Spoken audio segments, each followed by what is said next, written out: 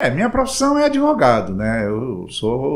Tenho formação em direito e vivi de advocacia desde 1986, já em Feira de Santana. Eu me formei no Rio de Janeiro, na Universidade Estadual do Rio de Janeiro, né? Tive o privilégio de me formar com os grandes mestres do direito brasileiro, né? Eu fui aluno de José Carlos Barbosa Moreira, eu fui aluno de Paulino Jackson, eu fui aluno de Roberto Lira, Ricardo Lira, né? Eu fui aluno de Heleno Fragoso, eu fui aluno até do atual ministro, que foi meu colega e depois foi meu mestre, foi meu professor, que é Luiz Roberto Barroso, né? Eu cheguei a fazer uma prova com o outro ministro, Fux, porque Fux foi o seguinte, no ano que eu entrei na universidade, Fux estava saindo, então a turma de Fux foi que deu o trote na minha turma. Perfeito. Depois, como eu abandonei, eu perdi uma eleição, eu acho que eu perdi uma eleição, eu chamo muito para mim essa responsabilidade, porque a grande estrela da nossa chapa era Beto, era Luiz Roberto Barroso, né? Ele era o cabeça de chave. Mas eu tinha um bom trânsito no meio da estudantada, porque eu já vinha fazendo coisa, né? Já fazia jornais, eu já mexia com as coisas, né? E eu deixei de pedir os votos. Então, duas pessoas que eram amigas pessoais minhas votaram na outra chapa, porque eu era muito amigo do Adi.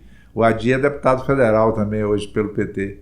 Né? Eu era muito amigo, eu andava, na verdade, para cima e para baixo. O dia a dia, meu dia a dia na universidade foi muito mais com o Adi do que com o Beto. Depois é que eu passei a andar muito com o Beto, porque fui fazer o jornal. O Adi queria fazer o jornal com o nome Arame Farpado. Mas aí a universidade não ia permitir, houve realmente um confronto com o diretor da época, que foi o Oscar Dias Correia, que depois veio a ser ministro no governo Sarney, ministro da Justiça, que era o nosso diretor na época, e ele não permitiu, e como eu consegui a autorização para o jornal circular dentro da universidade, através do departamento de aluno da universidade, aí a pessoa que me orientou lá dentro disse, olha, não afronte, porque aí vai ficar difícil para o vice-reitor que vai te apoiar, que vai apoiar o trabalho de vocês. Aí, como o Adi não queria fazer, só faria o jornal se o nome fosse Arame Farpado, eu aí procurei Beto, que Beto era uma outra liderança que tinha dentro da nossa turma, né? A nossa turma tinha 300 alunos, era 150 de manhã e 150 de noite. Né? Aí eu procurei Beto e falei com Beto, né? Beto, eu estou com jornal, estou com autorização para fazer o jornal, que eu já tinha apresentado, inclusive, o requerimento. Mas eu preciso de um grupo. Aí Beto formou o grupo com Joaquim... por sinal, alguns são desembargadores também, né? Tem outros desembargadores também que faziam parte do grupo, né? Nós éramos 6. E aí fizemos jornal, e aí na biblioteca, no saguão da biblioteca, eu me lembro como se fosse hoje, nós decidimos pelo nome Andaime, porque nós estaríamos em construção, que era uma referência ao Partido Comunista, né? que usava muito o construção, né? Eu não sei, eu não vejo muito bem documentado certas coisas, Volney. Eu me lembro que o movimento democrático, ele voltou com a característica engraçada. Existia um negócio chamado Convergência Socialista. Eu digo um negócio porque não era um partido, era uma autodefinição. Todo mundo que era de esquerda, ou que tinha um pensamento socializante, se dizia convergente. Mas não existia uma convergência socialista organizada. Depois é que o pessoal se organizou, que aí era o pessoal da corrente de Trotsky. Mas aí foi quando esfacelou, ou quando implodiu o movimento de ideologia, né? Que aí surgiu o MEP, o Movimento de Emancipação do Proletariado, PCdoB, MR8, PCB, né? começam a surgir as células com uma certa carga de ideologia. Eu não vou dizer que é com ideologia, porque quando a gente é estudante, a gente é sonhador, né? Então, no princípio era todo mundo convergente, né? E nesse momento que nós fundamos o Andaime, ainda era essa sombra da convergência que pesava sobre as pessoas que queriam fazer alguma coisa de novidade. E foi muito interessante. Eu tenho jornais, eu vou escanear e vou até mandar para o ministro, que ele faz uma referência no currículo láter dele, do Andaime, né? E do que ele já escreveu no Andaime, né? E, inclusive, ele escreveu uma matéria chamada Censura, um tema censurável, que eu fui parar na Polícia Federal. Mas isso é outra história e é cumprido, né? Eu falei do direito, né? E quando eu cheguei em feira, eu nunca tive pretensão de advogar. Eu sempre fui advogado. Aí é uma coisa interessante, né, na existência. Porque assim, eu estava em feira, fiz o curso de contabilidade, fiz o primeiro científico. O primeiro científico eu não levei muito a sério, mas fiz o curso de contabilidade. No terceiro ano, eu travei uma briga com o Evandro, meu amigo Evandro, a pessoa que eu prezo demais, Evandro Oliveira, um dos grandes intelectuais dessa cidade, e da cidade de Feira de Santana. É bom porque se alguém estiver ouvindo esse podcast em outro lugar, saber que nós estamos falando de Feira de Santana. Aí Evandro chamou meu pai, né? Nós tínhamos uma cidade pequena, né? Era uma cidade onde quase todos nós nos conhecíamos, né? Quando você não conhecia pelo nome, conhecia de vista, sabia quem era, sabia de que família era. Era uma província ainda, né? Hoje nós estamos numa cidade com características bem pouco provincianas, mas ainda com características provincianas em alguns pontos. Aí, resultado, Evandro chamou meu pai e falou: só diga a Manuel para ele pedir a transferência dele, senão eu vou ter que expulsar ele. Porque eu queria que fosse excluído 2 professores, que era uma juíza de São Gonçalo, que ensinava direito usual, e o professor de contabilidade pública, que era um professor que ele trouxe de Salvador e que o pessoal não gostava dele, e eu não vou fazer a referência ao nome. Inclusive ele já faleceu, isso não tem sentido fazer, né? Aí eu saí. Quando eu saí, eu já estava fazendo teatro. Porque eu conheci Rui, que, né, até então era Rui Ribeiro, né? Encheu o meu saco para fazer uma peça chamada Compra-se um Marido. Achava que eu era o protótipo do galã que ele queria para o Compra-se um Marido. E ele estava fazendo no TEAM, Teatro Amador, que é uma série conseguida por um cidadão chamado Hermínio, né? Ali onde era o antigo tiro de guerra. Era um prédiozinho que tinha ali na frente, que inclusive acho que já foi até derrubado. E foi construído casas no lugar. Que ali era o tiro de guerra. Antes de ter o 35BI, a gente tinha o tiro de guerra aqui em Feira de Santana, né? É um negócio que eu tenho que rememorar ainda, que não rememorei nas minhas lives. Resultado, eu terminei aceitando. E aí conheci o pessoal do teatro, né? Luiz Pimentel, Margarida, né? Ildete Galeão, Marlene, aí o próprio Rui, o pessoal que... Suzana, né? Não vou falar o sobrenome, porque eu não sei se ela quer ser lembrada, né, dessa história. Depois eu me encontrar com ela, eu vou perguntar a ela se quando eu fizer declarações posso fazer referência. Tinha uma menina de Serrinha também chamada Marlene, né, que eu não vejo há séculos, né, algumas pessoas ainda encontro, né. Rui, até ele falecer, a gente tinha contato, é uma pessoa que eu tenho muita estima, é uma pessoa que era um irmão, né. Achava ele uma pessoa criativa, espetacular. Lamentavelmente ele não soube se cuidar e teve um infarto e não está mais entre nós. Mas aí eu fazendo teatro, depois escrevemos uma peça junto chamada Vigarista, que é uma adaptação livre de uma peça de Silveira Sampaio, são três quadros que que formam a peça Flashes do Rio de Janeiro, e um deles era vigarista. E nós fizemos uma peça a partir da vigarista, né? Crescemos a ideia e apresentamos essa peça aqui em feira. Depois eu fiz com o Ildete Galeão a produção do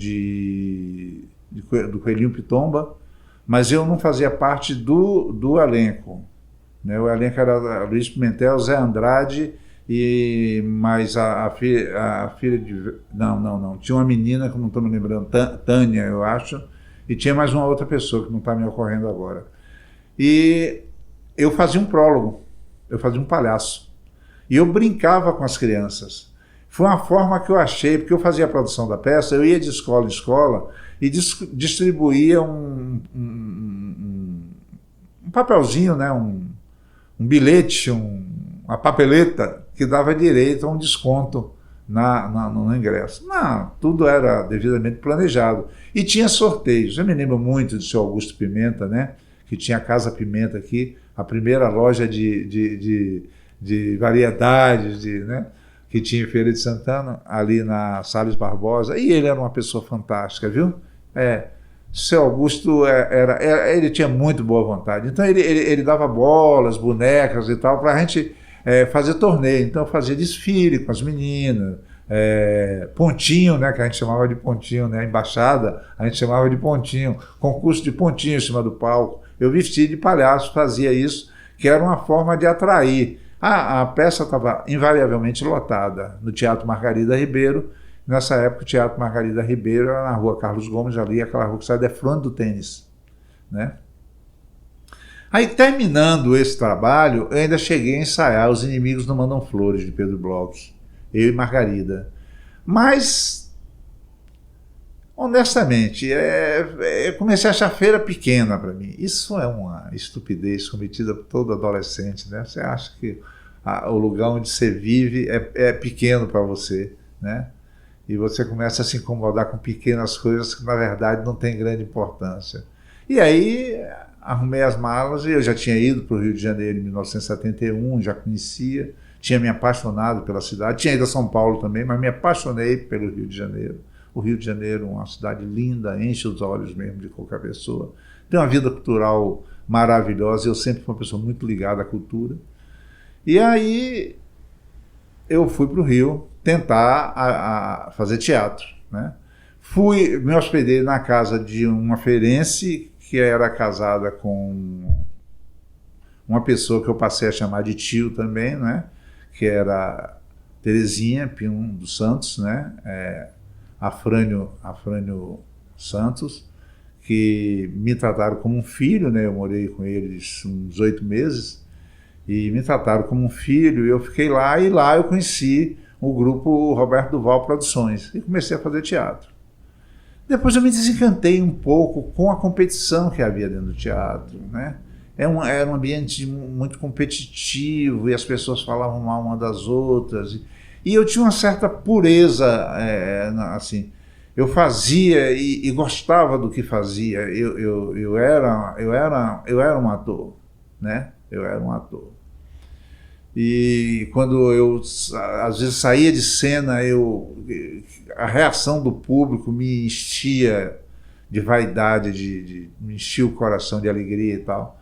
E eu, às vezes, demonstrava isso. E aí isso criava um ranço entre alguns colegas. Aí eu digo, quer saber de uma coisa? Esse negócio aqui é nocivo. Tive dois convites, né? Depois, eu tive um convite para participar, continuar no grupo Roberto Duval, e seria afastado uma pessoa que era o pomo da discórdia, né? E tive também um convite para ir para o grupo que era localizado no MEI, no Teatro Itália Fausta.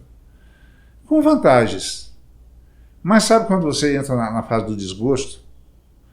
Tanto que eu exibi para você hoje 2 cartas, uma para Procópio Ferreira e uma para Plínio Marcos, que uma pessoa daqui de Feira, que era amigo deles, me deu para apresentar. Eu nunca apresentei essas cartas exatamente por causa do meu desencanto. No momento que eu desencanto, eu digo, não vou fazer teatro. Aí eu frustro o ator. Eu não frustrei o escritor, porque meu primeiro poema eu escrevi com 12 anos, né? Mas tosco, mas foi aos 12 anos que eu, né, comecei a escrever, e escrevo até hoje, né? Eu acho que escrevia muito mal, hoje eu escrevo melhorzinho, né? Mas eu sempre escrevi, né? Foi uma coisa que faz parte. Eu tenho uma carteirinha que eu porto, embora ela não tenha grande valor mais como documento, porque ela foi tirada no Rio de Janeiro, na Prefeitura do Rio de Janeiro, que diz artesão e escritor. Porque aí, Volney, eu me torno artesão. Eu venho à feira, passo uns dias em feira, passo um mês em feira, e vou a Pilar, né, que é artista plástica aqui em feira, que é filha de minha madrinha, né, Mirinha, e tipo, eu queria fazer alguma coisa. Pilar é uma pessoa completamente desarmada de apego a determinadas coisas. Ela arranca algumas folhas de um livro que ela tinha e me oferece para eu fazer painéis de metal por escavação através de ácido, que eu fiquei encantado com o efeito, né? E aí eu levo isso para o Rio. Anteriormente, quando eu estava fazendo teatro, eu já tinha feito algumas bandejas de sola, né? Mas é uma mercadoria que não circula muito, quer dizer, não dá para você sobreviver de uma bandeja vendida por semana, ou 2 ou 3, né? Não é uma coisa que vende tanto. Então, eu tinha que encontrar outro caminho. Quando eu volto, quando eu venho para a feira, Pimentel fala comigo, Neca, que era como Pimentel me chamava, leva Zé para o Rio, que o pai botou Zé para fora de casa, ele está dormindo no Teatro Margarida Ribeiro. Nessa época ainda tinha uma moto que eu tinha deixado aqui em feira, meu pai não tinha vendido ainda.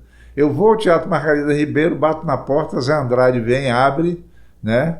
E aí a gente vai para lá, ele estava dormindo no camarim, porque o pai queria que ele fosse, parece que aprendiz de mecânico. E Zé sempre foi artista. Zé nasceu artista. Zé, a gente ia andando com o Zé na rua, ele viu um galho, ele via uma forma no galho que para a gente era um galho, mas para ele era uma escultura. Né? Sempre foi extremamente talentoso, Zé Andrade, né? Você conheceu também, né? Você filmou a entrevista dele com Elcimar Pondé. Ele é brilhante. Aí Zé tinha sido fradinho e tinha aprendido a fazer teço. Então Zé era habilidoso no alicate. Eu tinha um violão no Rio. Quando a gente conseguiu se estabelecer no Rio, passamos um perrengue horrível, né? Eu, Zé Andrade e a Prígio Rosa da Silva, né? E a ex-mulher de Aprígio foi com a gente também.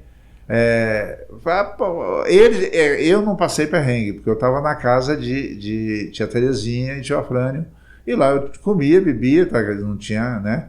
Mas eles não, eles estavam primeiro em hotel, e aí o dinheiro do hotel acabou, a gente arrumou estadia aqui e ali, né? Mas eu consegui no dia 19 de março de 1973, né? Eu consegui alugar um apartamento na rua Guilherme Marconi, no bairro de Fátima, no Rio de Janeiro. Foi o meu primeiro... Eu até lhe mostrei ali o contrato de aluguel do primeiro imóvel que eu chamei de minha casa, né? E aí nós mudamos para lá, e a gente dormia nas esteiras, né? Zé tinha sugerido que a gente levasse esteira, né? Zé era também bem alternativo em termos de encarar o mundo. Então nós tínhamos esteira, o guarda-roupa era as malas e a roupa de cama a gente tinha, né? Então os apartamentos no Rio de Janeiro não sei, tem uma qualidade, né? Você não precisa comprar fogão se você vai num apartamento que tenha gás encanado. Em geral, todo apartamento tem um fogão simples, mas tem um fogão. Porque o gás é ligado diretamente da SEAG, né? Companhia Estadual de Gás. Hoje eu não sei mais se é SEAG, eu não sei mais. Isso parece que foi privatizado, não sei. Mas aí a gente tem o primeiro apartamento, a gente começa a fazer bijuteria, e Zé sai, o Rapa prende Zé. Aí a gente encontra outra figura de Feira de Santana, que nós encontramos através do filho da professora de yoga que tinha aqui em Feira, chamada Carmen, que é Emerson.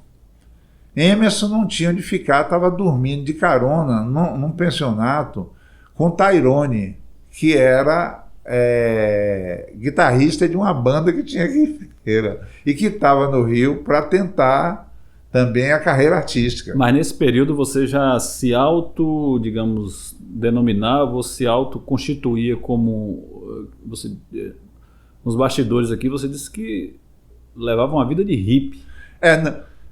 Não, aí eu estava começando esse processo, porque eu ainda não tinha o instrumento de sobrevivência. Aí é que eu tenho um violão que minha mãe me deu aos 14 anos, eu devo tudo a um violão. Certo. As pessoas pensam que é tocando. Não, eu vendi o violão e fui na Frei Caneca, e lá eu comprei metal, e fui na Herzog e comprei ácido nítrico, e fui na Casa de Tinta, comprei Neutrol, comprei pincéis, comprei tesoura, comprei alicate, comprei arame, fui para casa e comecei a fazer artesanato. Pulseiras mesmo de arame, essas coisas, quem me ensinou foi Zé Andrade, né? Que ele sabia fazer terço e fazia pulseirinha de miçanga. E eu passei a fazer pulseiras escravas e outras pulseirinhas. Aí a criatividade vai surgindo, e outras pulseirinhas de metal. Tendo desenrolado desse... A essa altura, Tairone perde o emprego em Copacabana e resolve vender os produtos da gente na Rua do Catete. Pronto, acabou o miserê. A essa altura a gente estava devendo 3 meses de aluguel já para ser despejado.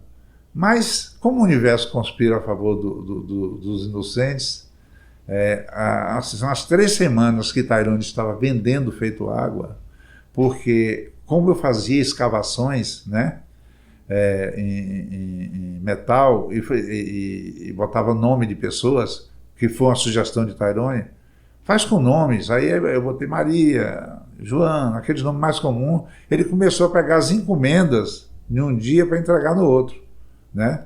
Ele fez 2 pontos, um na frente do Palácio do Catete, que é um lugar de muito trânsito, e um na frente da Entre Livros, no Largo do Machado. Eu sei que era um dinheiro que deu para pagar o aluguel que a gente devia de 3 meses, assim que o oficial de justiça chegou para despejar a gente, né? Nesse aí mudou, isso aí tem uma mudança radical na vida da gente. E Tairone, que também tinha se mudado para lá, para casa, né? Para o apartamento. Já tinha essa altura também uma moça que Tairone tinha mandado, porque foi uma empregada doméstica que foi posta para fora, e aí passou a cozinhar para a gente. Aí a gente fazia aquela feira na xepa, né? Em vez de ficar porque a gente comprava uma lata de feijoada, e a lata de feijoada era uma crueldade. Nós éramos 4, né? Eu, Zé Andrade, Emerson e Aprígio. E na lata de feijoada vinha 7 pedaços de carne. Então, eu separava 4 pedaços de carne mais ou menos iguais, e os outros 3 tinham que ser divididos por 4. Não importava quem comprasse, né? Normalmente quem comprava era eu e Emerson, que a gente saía mangueando dinheiro mesmo, né? Para poder comprar comida mesmo, porque nem comida a gente tinha essa altura. Isso foi uma fase muito engraçada. Tem muitas histórias engraçadas aí no meio, né? Aí mudou, o Tairone começou a vender, a gente mudou de vida mesmo, né? Foi muito legal.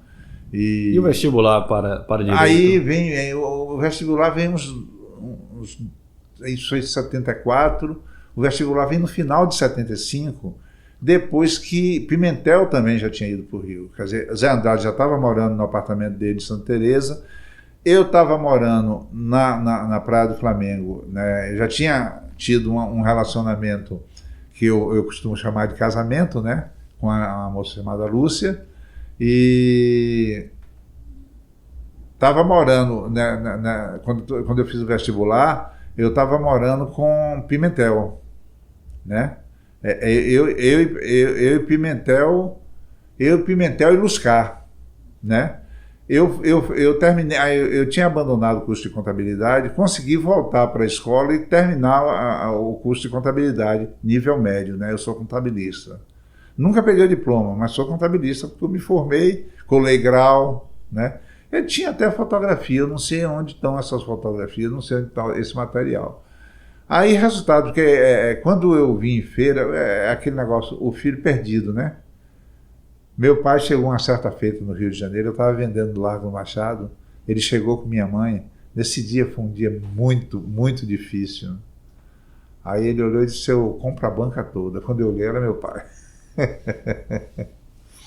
Aí, fecha isso aí, vamos para sua casa, que eu vim para o Rio, vou ficar na sua casa.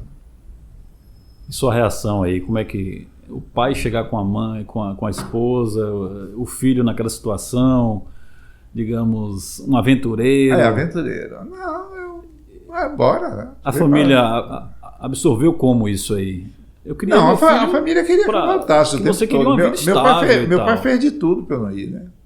Mas você já tinha passado no vestibular já para não, aí não tinha passado no vestibular. Não pôde nem dar essa notícia boa ao pai, né? Não. Quando meu pai me fez essa visita, eu ainda vivia com Lúcia.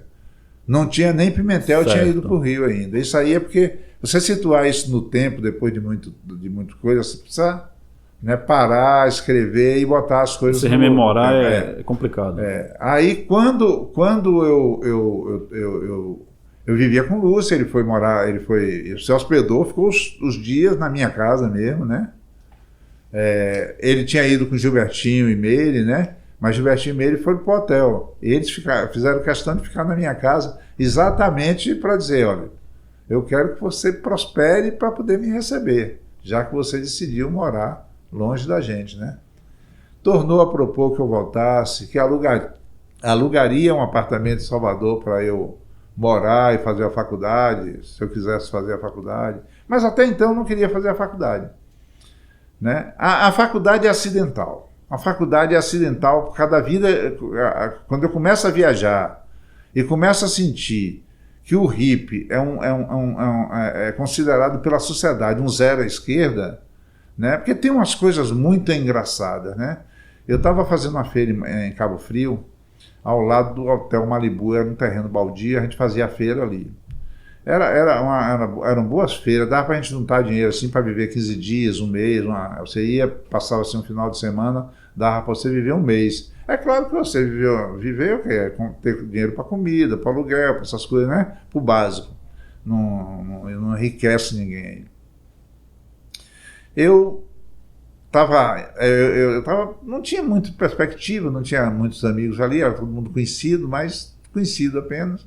Aí eu fiquei até mais tarde, né, para faturar o máximo possível, né. Aí um casal começou a fazer sexo assim perto de mim, né. Aí a moça me viu e falou, peraí, o rapaz aí. Aí o cara olhou e fez, não tem nada não, ele é hippie. Pois é. Aí isso tem um peso, né? Porque realmente o hippie ele não vai na delegacia, ele não se queixa. Se estiver incomodando ele sai e vai para outro lugar. Ele não, né? O hippie é um ser pacífico, né? Ele não quer partir. Ele quer ver a margem mesmo. Ele quer viver à margem dessa sociedade em que ele não acredita nos valores. Do sistema capitalista, exatamente, dessas trocas e tal. Exatamente. Paz e amor o tempo todo, sempre... O máximo de paz e amor possível, né? O máximo de paz e amor possível. Agora, Emanuel, eu queria fazer um remate aqui. Você nos contou aí uma breve biografia da sua itinerância. E nós aqui no podcast Veja Bem, nós temos sempre a questionar aos nossos entrevistados, que é o seguinte... alguma pedra no caminho, e aí sim, um evento que se tornou assim algo, digamos, divisor de águas em sua vida, que isso aí veio a desdobrar, a lançar luzes, né? E você buscou novas rotas? Você poderia dizer? Não é uma pedra marcante, alguns obstáculos, porque aí tem, né, eu estou nessa pegada. Aí eu conheço o Luiz Carlos dos Santos, que faleceu recentemente, um cartunista de maior qualidade.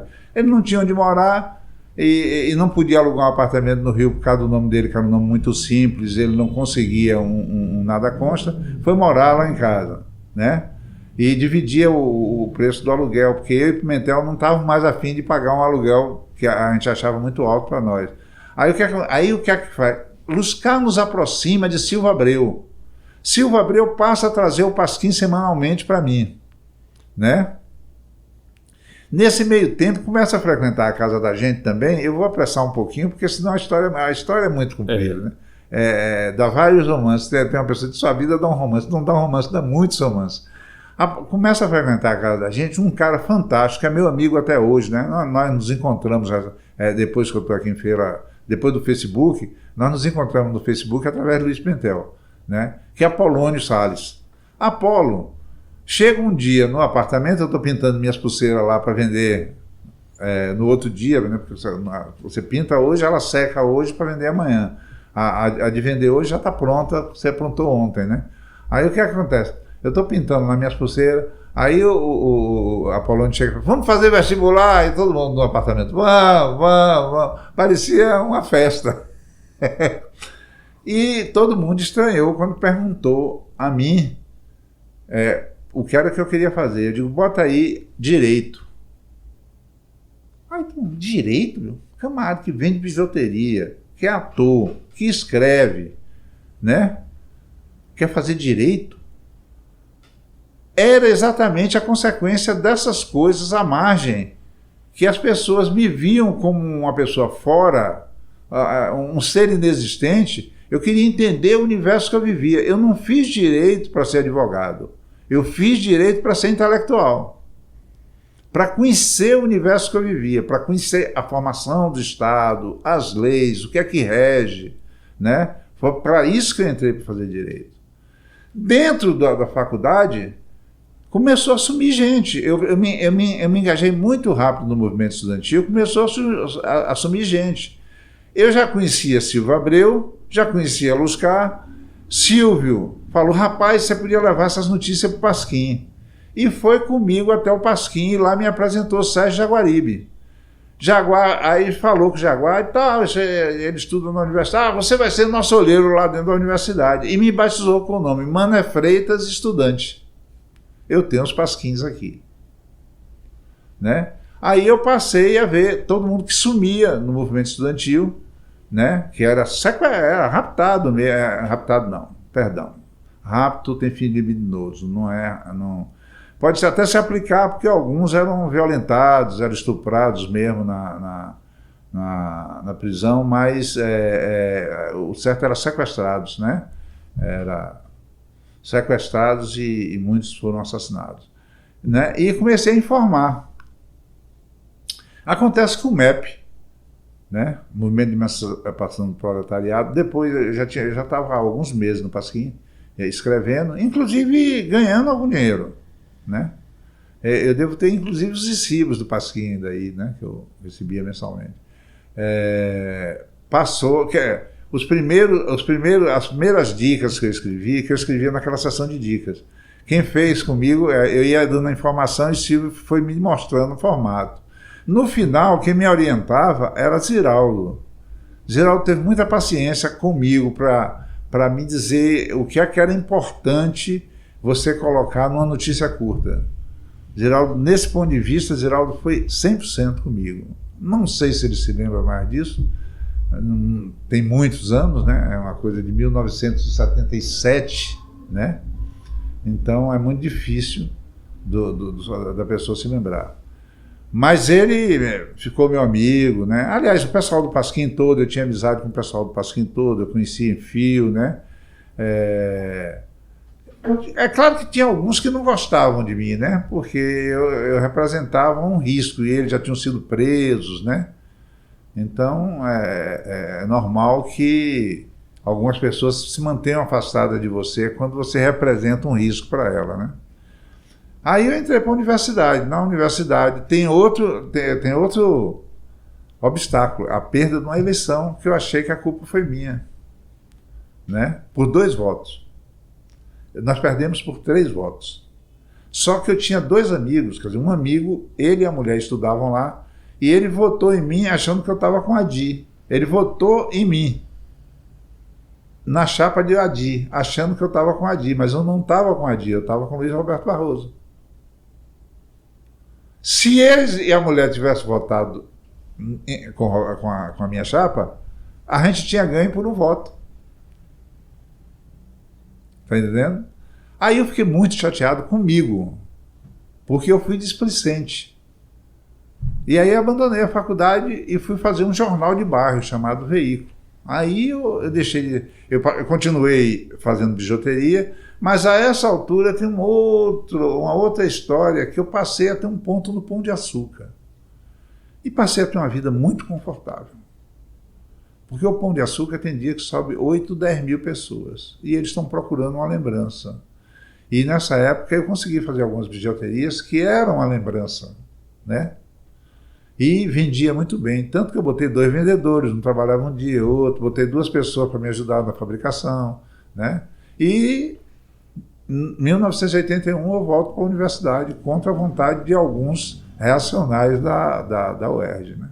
Sabia, da UERJ, o pessoal sabia que eu era ativista, né? E o pessoal que estava saindo, o pessoal da minha turma, né? Que é a turma do Luiz Roberto Barroso, que no final, quando eu chego no 5º ano, Beto vem ser meu professor. É um dos meus professores, né? Agora, Emanuel, você contou toda essa, digamos assim, essa sua trajetória enquanto juventude, enquanto hippie, as suas mirabolâncias no Rio de Janeiro. Você forma, tudo bem, mas nós temos aqui uma, digamos, eu queria entender como é que funciona a cabeça e o espírito de um homem hoje já formado, um pai de família. E aí queria saber de você o seguinte: como um homem e uma mulher devam perseguir, o que é que eles devem perseguir, né? Buscar uma espécie de disciplina cotidiana a fim de atingir a autorrealização. Emanuel, por favor, Dr. Emanuel Freitas, o que é, na sua perspectiva, ter uma vida de excelência? É você fazer aquilo que lhe faz feliz.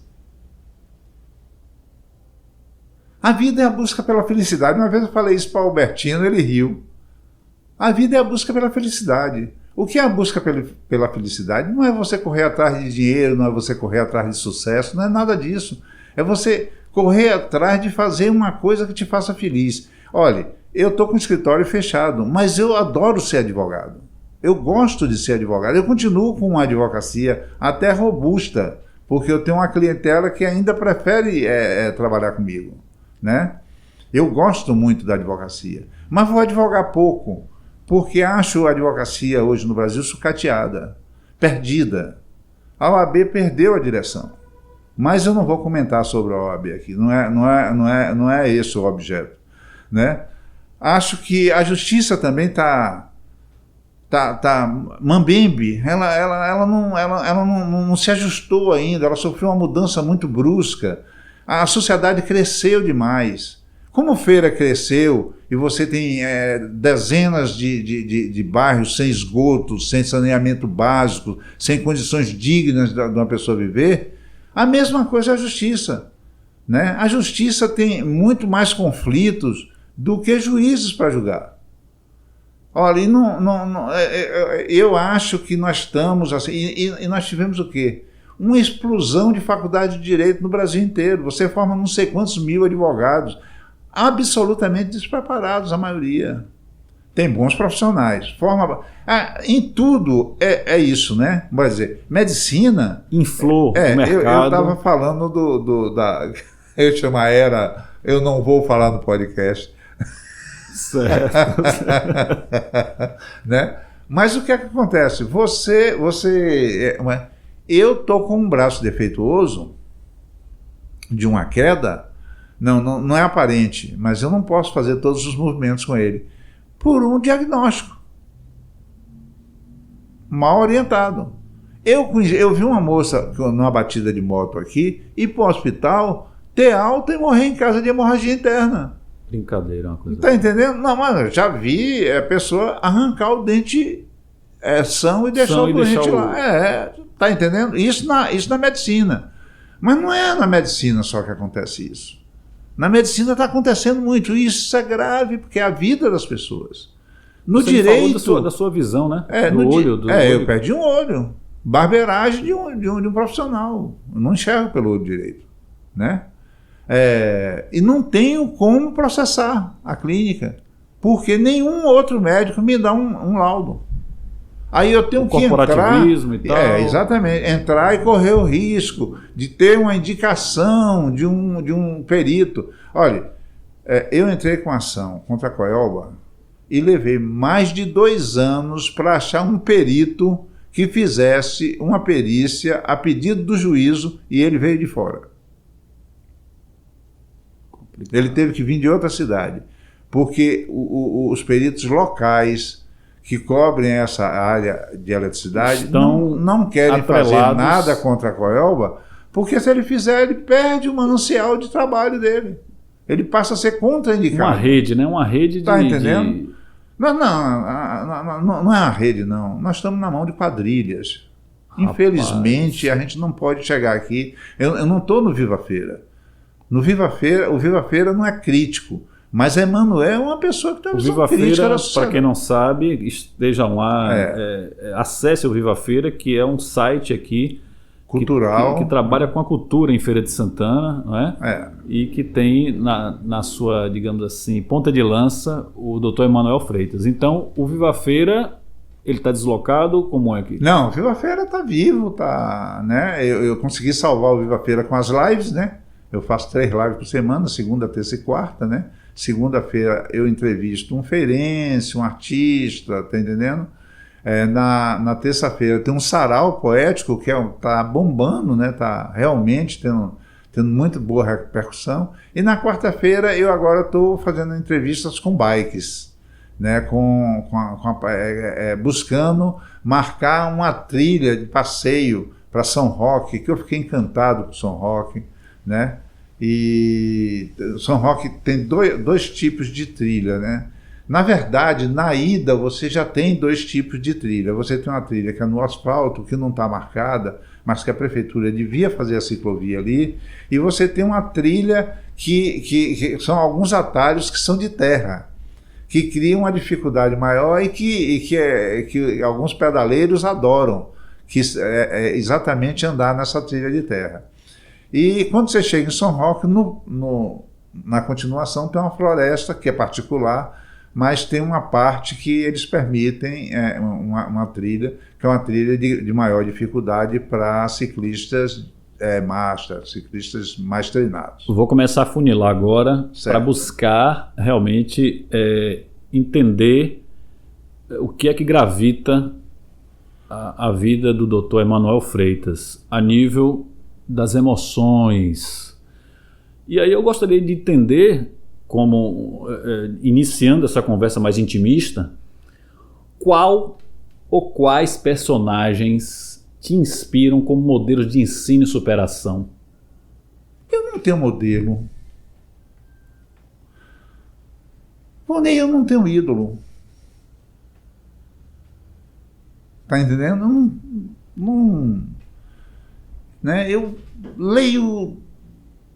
leio muito, né? Hoje leio pouco, mas escrevo e leio o dia todo, mas não da forma que eu gostaria, né? Eu não tenho tempo de sentar e ler um romance, né? Não mais, mas já li muitos, né? Me conformo com os que eu li, e quando eu recebo de presente, eu vou lendo os pedaços, porque se você me dá um presente, eu sou muito carinhoso com presente. Eu não dou presente, eu não empresto presente, eu guardo. Eu acho um ato de afeição. O presente, quando ele é dado espontaneamente, quando a pessoa vem te dar um livro. Quem gosta muito de me dar livros é Elcimar Pondé. Eu tenho alguns livros dados por Elcimar Pondé, né? E eu faço questão de lê-los, porque é a representação da amizade ali, né? Mas a minha vida é ler e escrever, né? Mas só que eu leio e escrevo o que é necessário para cumprir as minhas duas tarefas, que eu continuo sendo advogado, continuo advogando, continuo vivendo de advocacia, e para postar meu site, que agora eu estou com uma certa dificuldade, porque eu não sei o que a UOL fez, a UOL Rocha fez, que eu consigo editar minhas matérias, mas não consigo postar matéria nova. E eu ligo para eles e eu não consigo falar com o programador. Faz parte daquela era que eu estava querendo, que eu poupei não falar no podcast. Veja bem. Agora, veja só para fazer um resuminho para a gente chegar aqui, né? Eu me casei, eu cheguei em feira, assumi a advocacia, descobri que eu sempre fui advogado. Eu sempre defendi o mais fraco, desde menino. Eu nunca deixei bater no menino mais fraco. Tá entendendo? Eu era grande, então eu não deixava. Nunca deixei. Eu sempre defendi o mais fraco. Então eu sempre fui advogado. Eu no ginásio, eu fiz um júri e eu defendi o traidor de Tiradentes como herói, porque ele estava defendendo a coroa, né? Na realidade, o traidor era Tiradentes. Queria libertar do Brasil e de Portugal. Então, aquela coisa que Chico Buarque também fez com Calabar, né?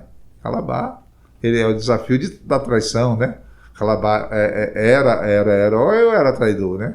É uma discussão que se tem a respeito dessas coisas.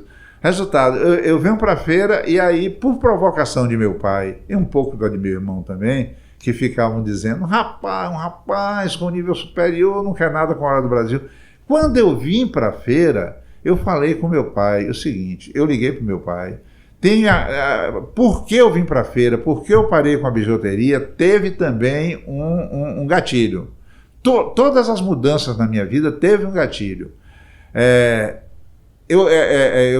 O gatilho é interessante, viu? Eu sentei numa mesa no Lama, estava a Nani, Luiz Pimentel, Otacílio Lassunção, então só feras da... E eu, que era editor do veículo, e fui dono da Sinopse Edições, mas não era uma figura conhecida como os outros. E tinha um rapaz desconhecido lá, que eu não sei quem é até hoje, né? Que teve uma hora e disse, você é o famoso quem? Aí eu parei e disse, puxa, o que é que eu sou realmente, né? Porque eu não tinha mais o jornal. A imprensa alternativa tinha sido destruída com a democratização, né? Eu estava estudando direito e não sabia se queria advogar, né? A bijuteria também estava esvaindo porque o Pão de Açúcar não queria mais terceirizado lá, né? Eu digo, isso me botou em parafuso. Eu digo, não, vou parar e refletir. Eu morava num apartamento próprio, me deu o luxo de alugar os quartos do apartamento e viver do aluguel dos quartos. E aí liguei para meu pai e falei, meu pai, eu quero passar um ano sem fazer nada. Eu trabalho desde os 12 anos de idade. Vamos lá. Na sua opinião, o que é ser provido de recursos e o que você considera de fundamental importância enquanto individualidade para produzir e reproduzir a existência de forma salutar? Estudar. Se preparar em alguma coisa. Descubra o que você gosta e corra atrás. Né? E vá fazer o que você ama. Eu vou provocar agora o advogado? Ao advogado. E também ao hippie, que a gente vai remontar essa questão aí. Uma sentença. O mundo é o que é e o que dá para ser. O mundo é o que é. Né? Ser o que é o que dá para ser. Ficou mais complexo, né? Sendo o que é o que dá para ser. É impressionante. Tem coisas que você não acredita que acontecem. Tem coisas que você vê e não acredita. Né? Todo dia. A miséria. Teve um momento que eu pensei que a gente tinha banido a miséria do país. Você sentava... Eu me lembro de uma época que você sentava na praça de alimentação e não passava 5 minutos sem passar um pedinte, um menino, uma pessoa te pedindo alguma coisa. Nós passamos um período enorme sem isso. Hoje está pior. Existe um funil agora que cada vez mais... Sabe um negócio que mais me apavorou? A boca desse funil cada vez está mais larga, né? Sabe o que mais me apavorou, Sim. Ney? Eu ver pessoas que no princípio de 2020 estava fazendo doações de cestas e no final de 2020 estava precisando de doação de cestas. Nesse quadro pandêmico, nesse quadro Nesse quadro louco que está aí, né? Político, administrativo, eu acho dessa guerra de foice entre azuis e vermelhos. Briga de foice no escuro.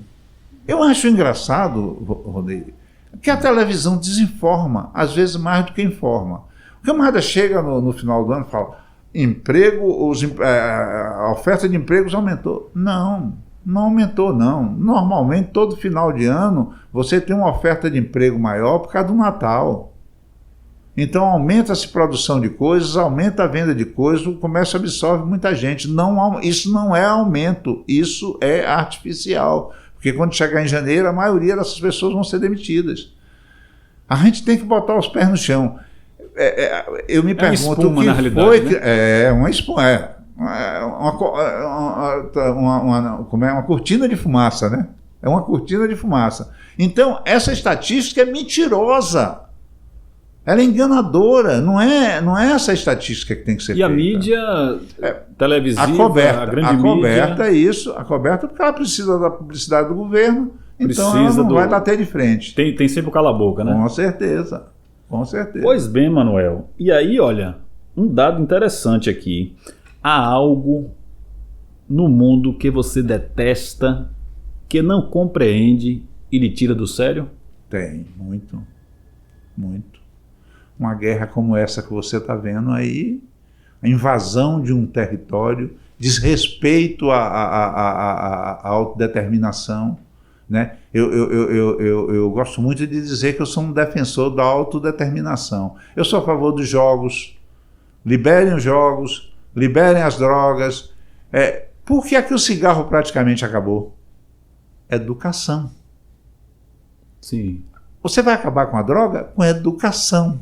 Você não vai acabar com a droga com repressão. O princípio é a educação A sempre. educação é fundamental, né? A educação é tudo. Você se conscientiza e decide para que lado vai. Exatamente. Você vai fazer a sua escolha. Ok. Né? E você vai viver a partir de regras. Eu estava dentro da Caixa Econômica e estava com a máscara baixa. Já está liberado. Mas uma funcionária veio lá e disse: o senhor se incomoda de botar a máscara? Na hora eu botei a máscara. Não entro mais lá sem a máscara porque incomoda uma pessoa. E eu tenho que respeitar aquela pessoa que está ali dentro. O ir e vir do outro. Exatamente. A liberdade do outro. Aquele princípio básico de que minha liberdade termina onde começa a do outro tem que prevalecer. Eu tenho que respeitar a pessoa que nasce fisicamente com sexo masculino e resolve que é uma mulher, com a trans. Eu tenho que respeitar isso, porque é autodeterminação, ela escolheu isso. Então, eu vou chamar de ela, porque ele se sente ela, eu tenho que respeitar isso. Né? A vida é uma troca. Respeito. É mútuo, né?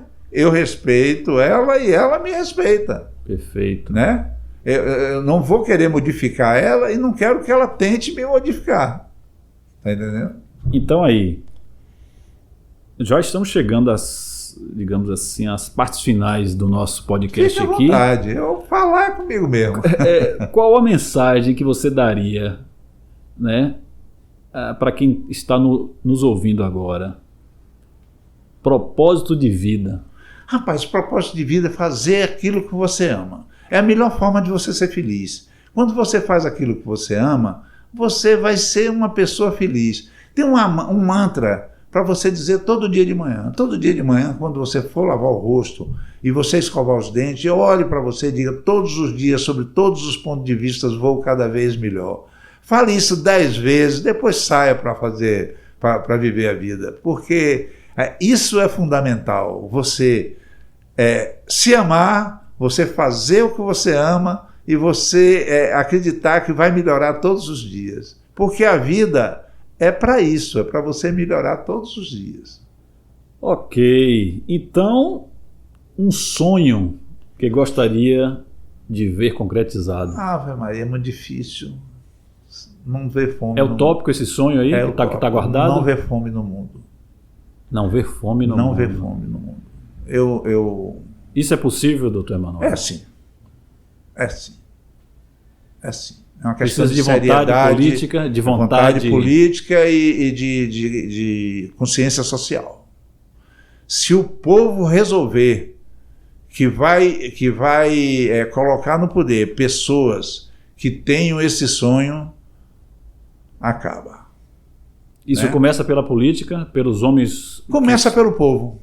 Começa pela escolha de quem vai... a base. O dono do país é o povo. Eu estava dizendo ao pessoal da bicicleta, você sabe quantos ciclistas tem feira? Não faço ideia. 50 mil. 50 mil ciclistas. Cada pessoa tem uma influência sobre mais ou menos 5. Aí eu falei com o pessoal do ciclismo. Ele falou, a gente pode eleger um vereador. Eu digo, não, vocês podem eleger o prefeito. Rapaz. Se vocês tivessem unidade, elegia o prefeito. Porque 5 vezes 5, 25, são 250 mil. Quem foi que teve 250 mil votos aí? Interessante essa matemática aí. Viu? É fato.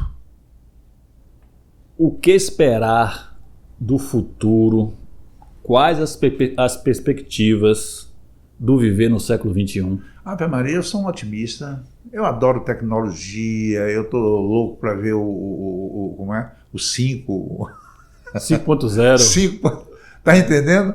Eu estou querendo ver coisas novas, né? Eu me gabo, né? Eu sou um cara que com 13 anos, 13 ou 15 anos, um negócio desse, numa feira de ciência do Colégio Santo Antônio, eu fiz um rádio de galena com a ajuda de um amigo meu técnico em rádio, né? Naquela época você tinha técnico em rádio e televisão, né? Hoje não tem mais. Você joga fora e compra outra, bota no lugar descartável. Aí ele me ensinou a fazer um rádio de galena, né? Um rádio de galena é um cristal de galena, uma bobina e um seletor de canal, né? E um egoísta, né? Você ouve pelo fone, aquele fone bem simples. E uma antena de 20 metros. Quer dizer, é o primeiro rádio que existiu, né? Eu construí um primeiro rádio e hoje eu carrego um computador no bolso. Isso é encantador demais, né? Que evolução. Isso é encantador demais, né? E, inclusive, o dinheiro que nós conhecemos, né? Físico, já está nos seus finalmente aí. Não carrego mais dinheiro. Ninguém usa mais o CD, né? O DVD. Não. O bolachão, depois o DVD, depois o pendrive. Agora a nuvem, você guarda as informações lá, né? Não, e tem coisas que não chegaram nem a viver, né? O Blu-ray. Blu-ray, perfeito. E antes do Blu-ray teve aquele o discão. O discão era um disco, videodisc. Videodisc. Aquilo não sobreviveu. Não sobreviveu. Aquilo, 1 mês, 2 meses, talvez. Quando eu pensei em comprar, já estava ultrapassado. Tinha saído o DVD. O DVD drive para computador. E não vou comprar mais isso, não. Então, doutor Emanuel, foi um prazer estar aqui. Você contando um pouco da sua itinerância. Bem pouquinho mesmo. Bem pouquinho. A gente tem um livro aqui. Porque tem o Viva Feira, que vem em 2008, 2009, aí, né? Teríamos histórias para mais, talvez lá na frente, mais 2, 3 episódios do nosso Veja Bem aqui. Vamos ver se vai dar. Perfeito, agradeço demais aqui a presença salutar, porque realmente eu estou aqui diante de um quer dizer, a nossa diferença de idade aqui é de 17 anos, 18 anos mais ou menos, então... Eu estou com 69. 69, eu faço 52, então, 17 anos de diferença. Mas é interessante aprender essas vivências aí, desses voos rasantes, entendeu? E você, digamos, surfando, né? Em outras ondas, entendeu? E hoje... é um advogado que ainda exerce a profissão. Não vou deixar de ser advogado nunca. Nunca. Fantástico. Adoro a advocacia. Tem coisas que eu faço quando eu termino de fazer. É um deleite. Fazer um paralelo a um gênio da escultura, né? Michelangelo, quando terminou de escultar, de esculpir o Moisés, ele bateu com o cajado e falou, parla. Com certeza. Então, veja bem. Contamos com a provisão divina para desenvolvermos uma vida de excelência. Para estar evoluindo como pessoa que habita este planeta, necessitamos desenvolver a habilidade de sempre aprender com as situações positivas e negativas que a vida apresenta. Continue firme nos seus sonhos e propósitos, porque o mundo precisa do dom especial que só você tem. Por Lília Porto, da série A Autoinfluência. Lembre-se, tudo é possível ao que crer.